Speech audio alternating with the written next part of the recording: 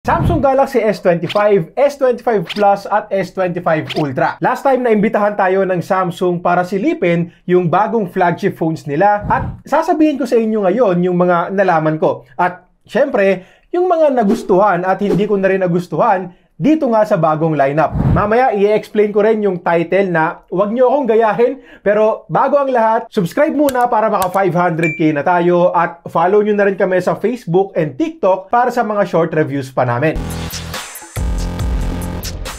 Okay, so umpisahan natin to sa good news. Snapdragon 8 Elite for Galaxy ang chipset na gagamitin sa buong lineup. Yes, kahit S25 and S25 Plus, naka-overclock Snapdragon 8 Elite din. At alam naman natin na sobrang dami ring nagre-request nito last year dahil Exynos chip ang ginamit sa S24 and S24 Plus. S24 Ultra lang ang naka-Snapdragon chip sa lineup na yon. So, this time, I don't think na may magre-reklamo pa pagdating sa chipset na ginamit. Now, focus muna tayo sa S25 Ultra. Bukod sa performance upgrade na makukuha natin sa bagong Snapdragon 8 Elite for Galaxy, good news din dahil mas malaki na yung vapor chamber ngayon dito na makakatulong naman sa thermals ng phone, lalo na pag may niraran tayong mga demanding apps like for example, gaming. Now, dapat na bang kabahan yung mga flagship gaming phones like the ROG Phone 9 and the Red Magic 10 Pro? Malalaman pa pag dumating na yung unit natin. Testing ng 10 games, gagawin natin yan para magkaalaman talaga. Pero sa ngayon, good news sa akin na ina-upgrade at mas binibigyang pansinan nila yung mga bagay na to. Sa design naman, may ilan ding na bago. Unang-una, rounded corners na tayo ngayon, so mas komportable na sa kamay. Honestly, hindi naman sobrang big deal sa akin nung pointy corners nitong S24 Ultra, and sabihin ko lang na halos isang taon ko na rin tong ginagamit. Medyo nakakapanghinayang kasi naging signature na rin ng Samsung to pagdating sa design. So ngayon, kamukha na lang din tong S25 Ultra ng ibang mga phones. Pero sa akin, okay lang naman kasi agree din naman ako na mas maganda nga kapag rounded corners para mas komportable sa kamay. Yung side bezels ng display mas manipis na rin by 15% at dahil dyan, mas malaki na rin yung mismong display natin from 6.8 inches dito sa S24 Ultra to 6.9 inches sa S25 Ultra. Parang yung nangyari sa iPhone 15 Pro and 16 Pro. Also, Corning Gorilla Glass Armor 2, enhanced durability at andyan pa rin yung anti-reflective properties na sobrang nagustuhan ko dito sa S24 Ultra. Well, unfortunately, hindi ko gaanong na-maximize yan dito dahil gumamit din ako ng tempered glass.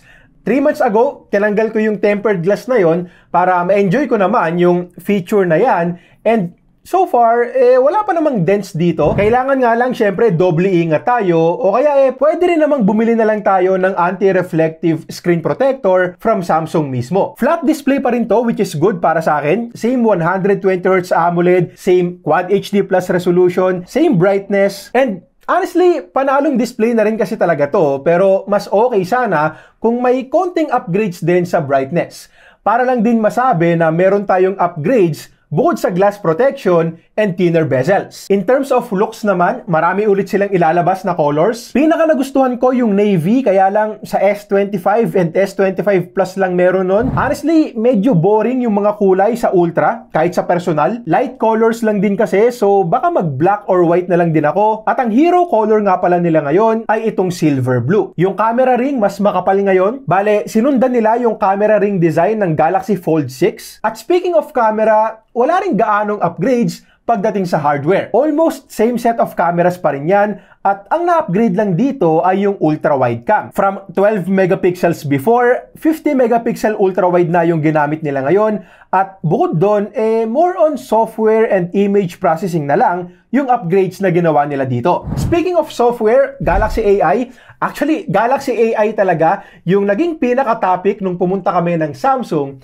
Siyempre, unang-unang binida nila yung Circle to Search na una nating nakita sa S24 Ultra at yan din kasi yung pinakagamit na AI feature natin. By the way, kung hindi nyo pa alam, hindi lang yan for images. Pwede rin yung gamitin sa text, pang-translate, at kahit pa sa audio. Halimbawang may tumutugtog tapos hindi mo alam yung title, pwede mong gamitin to para malaman yon. Parang Shazam. Also, according to Samsung, magiging mas human-like na daw ang Galaxy AI ngayon. Mas kikilalanin tayo, mas ma-analyze niya yung gawa natin, at mas may improve din yung interaction natin with Galaxy AI. Actually, marami pa silang features dito tulad nung dati. Yung mga phone photo editing, AI eraser, etc. Pero ang pinaka-interesting na pinakita nila ngayon para sa akin ay yung audio eraser. Sa demo nila, nagpakita sila ng isang video ng isang magandang tanawin. Tapos sa audio niyan, may mga nag-uusap, may mga naglalarong bata. At gamit ang AI, pwede niyang ma-detect yung mga boses na yon. Tapos pwede nating hinaan or tanggalin na talaga. So, kung sakali nga na maging pulido na talaga tong feature na to, hindi siya yung half-baked na feature lang, tingin ko makakatulong talaga to sa mga content creators. Pang-remove ng background noise. But still, syempre gusto ko munang masubukan ng personal para magkaalaman talaga. So, sana antayin nyo rin yung full review video ko para sa phone na to. So, yun yung mga bagay na nagustuhan ko. Yan yung mga good news na napansin ko sa lineup na to. So, doon naman tayo sa mga medyo kinadismaya ko or dapat na malaman mo bago ka bumili. Number 1, bukod sa mga upgrades na sinabi ko kanina, wala na. Halos parehong phones lang talaga ang S24 Ultra at S25 Ultra. Same battery, same charging speed, same RAM, same storage. Again, most camera sensors pareho lang din at very minimal lang din yung improvements sa display. Now, agree naman ako na magandang phone na talaga itong S24 Ultra. Pero ang isang bagay na gusto ko sanang makita dito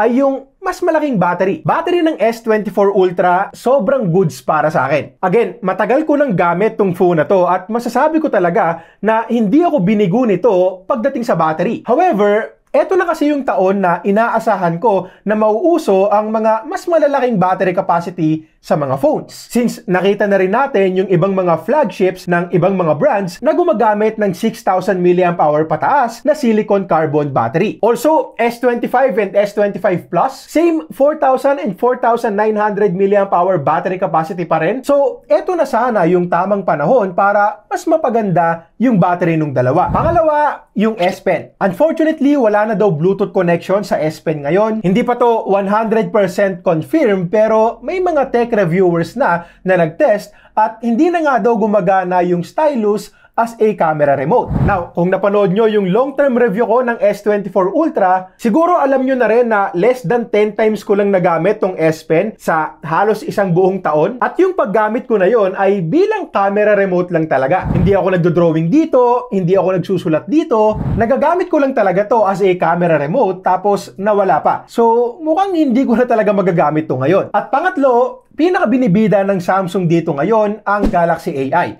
Pero number 1, eto personal lang naman, pwedeng iba yung sitwasyon mo.